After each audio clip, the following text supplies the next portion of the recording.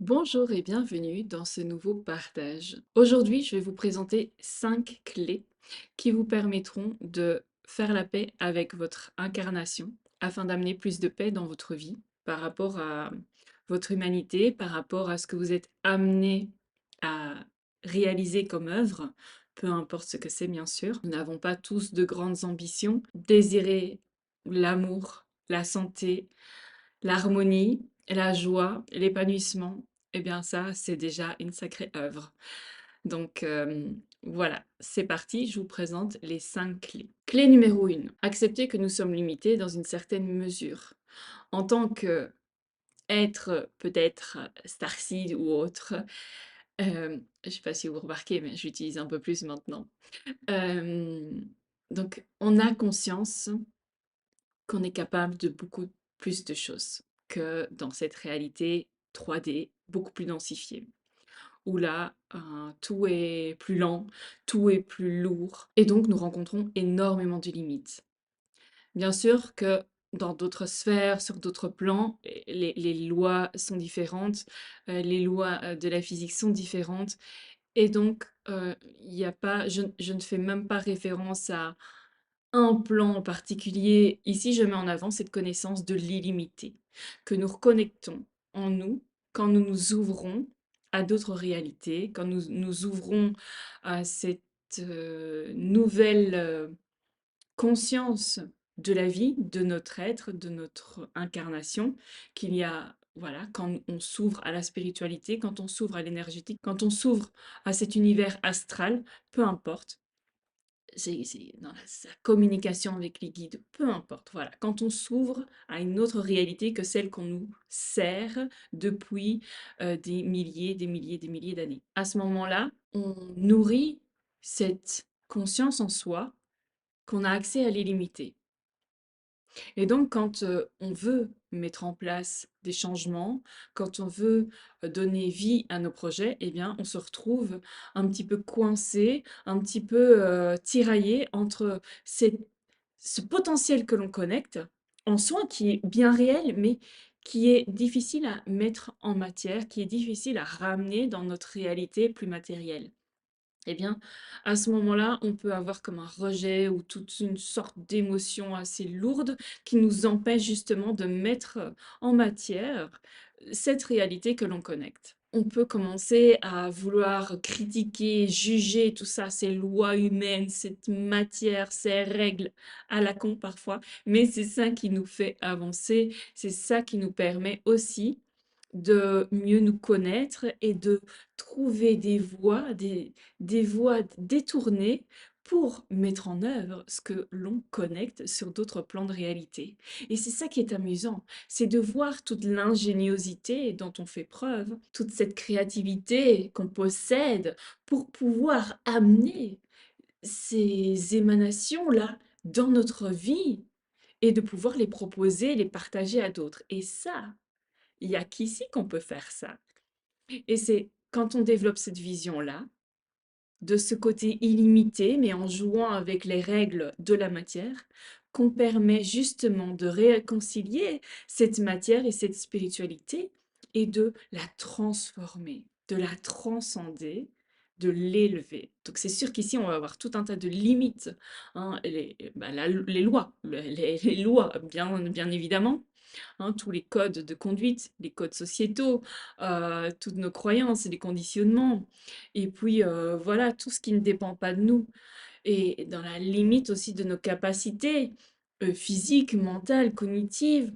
Et parce que ça nous demande aussi de peut-être développer à certains moments des aspects de soi que l'on n'aurait pas développés si on n'avait pas ces contraintes-là.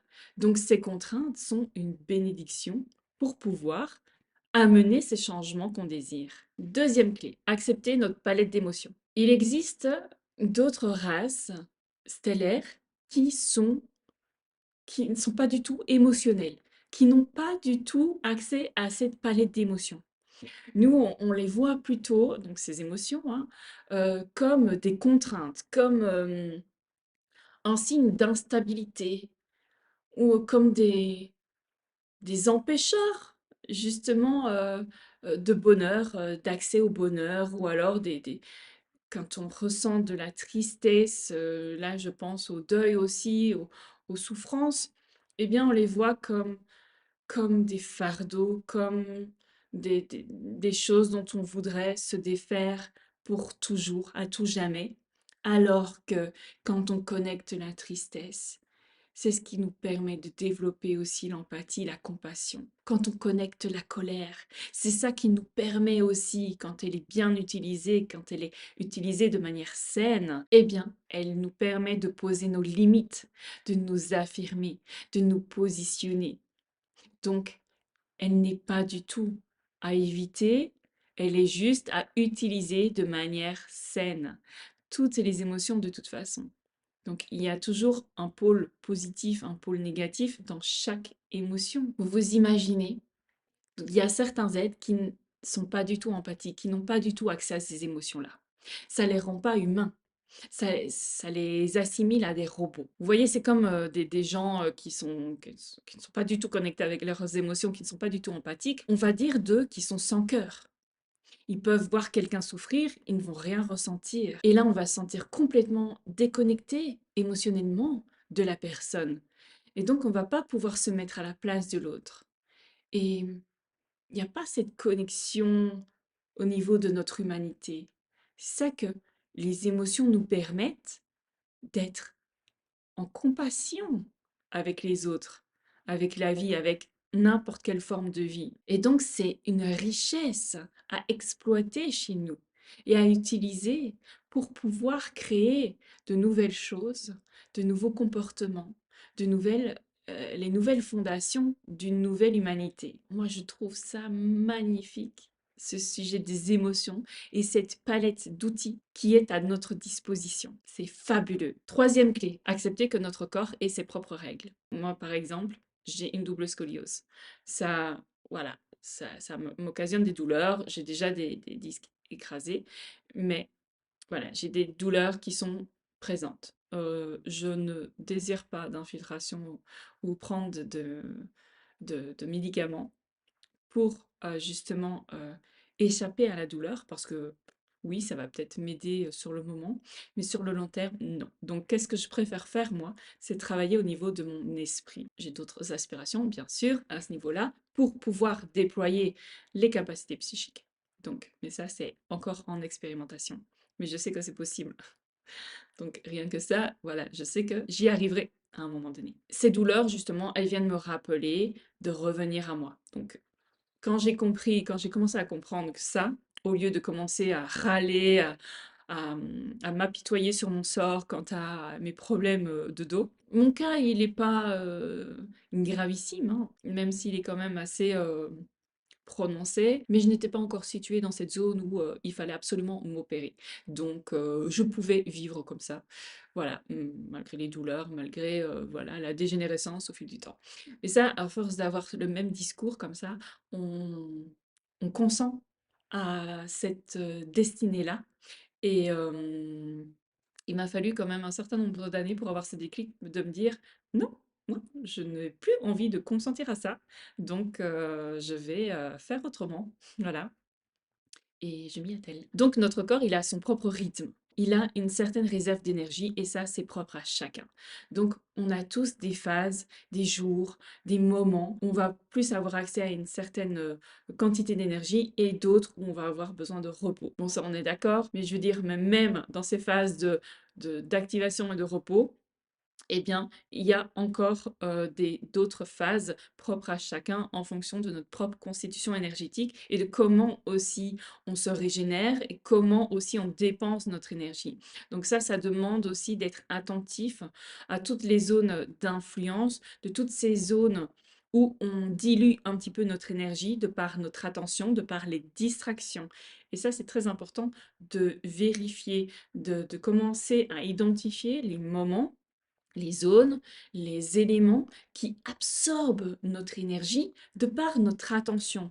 Juste parce qu'on a développé des automatismes au fil du temps. Ici, ça fait une semaine que j'ai désinstallé, j'ai clôturé mes comptes Instagram et Facebook et je vois déjà un gros changement.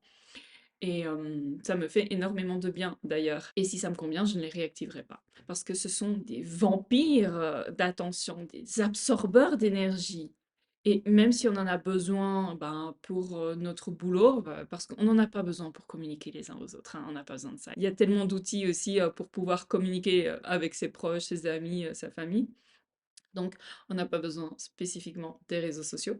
Par contre, c'est sûr que pour, communiquer autour de nos activités professionnelles, bien évidemment qu'il y a certains canaux, de communication qui sont privilégiés. Mais il y en a plein d'autres et là, bah, voilà, je teste uniquement YouTube et la newsletter parce que ça, je l'ai fait pour, augmenter ma productivité et ma créativité, pour observer aussi, les zones d'influence, là où je dilue mon attention, parce que de mon côté, par rapport à ma structure énergétique, j'ai besoin de renforcer cette barrière d'influence pour justement être efficace et concentrer l'énergie là où je désire voir les choses grandir. Bien sûr, vous pouvez dire, oui, c'est normal, il faut placer son focus sur les choses que l'on veut voir grandir, évidemment. Mais on a d'autres zones d'influence qui viennent nous impacter et de par nos tempéraments, de par, voilà, de par notre essence, eh bien, on va diluer comme ça notre énergie et notre attention et donc on va moins nourrir ce que l'on désire voir grandir comme nos projets. Ça dilue notre pouvoir de manifestation, si vous voulez. Donc, je reviens aussi donc à cette limite corporelle au niveau de notre corps. Bien sûr, on a bah, tout ce qui est lié au système nerveux, tout ce qui est lié aux maladies qu'on développe, celles avec lesquelles on est.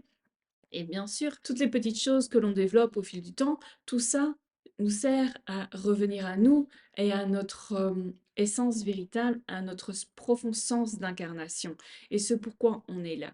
Donc, voyez-le comme un allié, comme un ami, comme un guide et non comme un ennemi ou quelque chose à combattre. Parce à partir de là, à partir du moment où on commence à se positionner en, en adversaire, eh bien, on ne vit qu'à travers cette lutte-là.